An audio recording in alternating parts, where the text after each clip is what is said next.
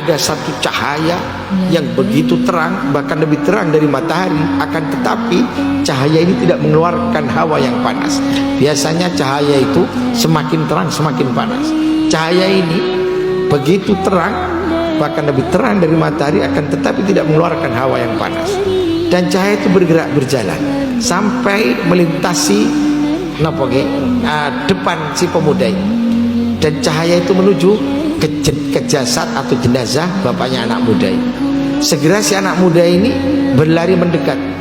Lalu dilihat ternyata cahaya itu berwujud manusia yang begitu tampan. Dia tidak pernah melihat manusia setampan itu. Lalu si pemuda itu bertanya, siapakah engkau? Lalu cahaya itu menjawab, ana Muhammad Rasulullah sallallahu alaihi wasallam. Ternyata kanjeng Nabi. Maka menangislah si pemuda ini, meminta izin untuk bisa bersalaman dengan Rasulullah. Setelah dia mencium tangan Rasulullah, si pemuda ini bertanya, ya Rasulullah, ada apa dengan ayahku? Rasulullah menjawab, bapakmu ini termasuk orang yang melampaui batas. Dia ini orang yang selama hidup memakan riba. Dan inilah kondisi orang yang memakan riba. Sebab riba itu termasuk dosa yang kategori besar dan menyebabkan ini tentunya sudah terhukum. Dan ciri-cirinya biasanya pemakan riba atau lintah darat rentenir niku wajahnya kalau mati gosong. Terus kenapa engkau datang kemari ya Rasulullah? Hanya Nabi tahu, aku akan memberikan syafaat kepada bapakmu, kata Rasulullah. Bapakmu iki walaupun rentenir, walaupun pemakan riba, tapi bapakmu iki wong ahli sholawat. Setiap hari dia tidak terputus membaca sholawat kepadaku. Bahkan setiap hari Jumat sholawatnya dilipat gandakan 3 kali. Jadi umpamane sak bendino istiqomah maca sholawat ping 100, lek malam Jumat sampai Jumat niku baca sholawat 300 kali.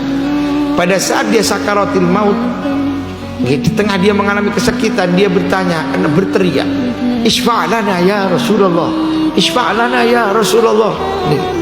Jenengan syafaati kula kanjeng Nabi, jenengan syafaati. Terdengar teriakannya olehku, kata Nabi.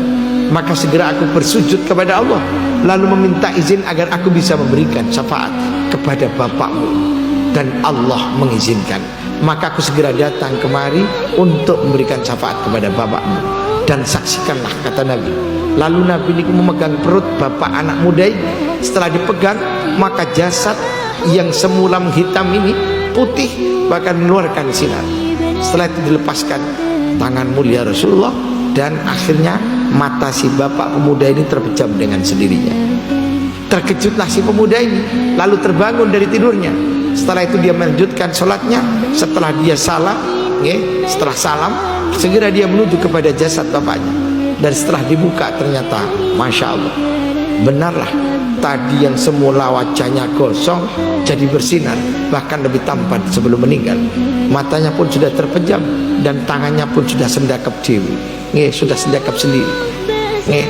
Lalu si pemuda ini bersumpah, wallahi, nanti kalau saya sampai di Mekah, mau di mana saja, saya akan membaca sholawat kepada Rasulullah sallallahu alaihi wasallam. Ini kita ngomong teng matur keseh Abdullah bin Mubarak, ini kenapa saya hanya membaca sholawat saja, bapak saya saja orang yang ahli dosa mendapatkan syafaat dari Rasulullah. Kulo cuma Arab dengan banyak membaca sholawat mendapatkan syafaat dari beliau Rasulullah sallallahu alaihi wasallam. Semoga kumpul kita malam hari ini di sini sebagai wujud rasa cinta kita kepada Rasulullah, dan semoga salawat kita ini sampai kepada beliau, dan nantinya beliau kersa maringi syafaat kula panjenengan sedaya.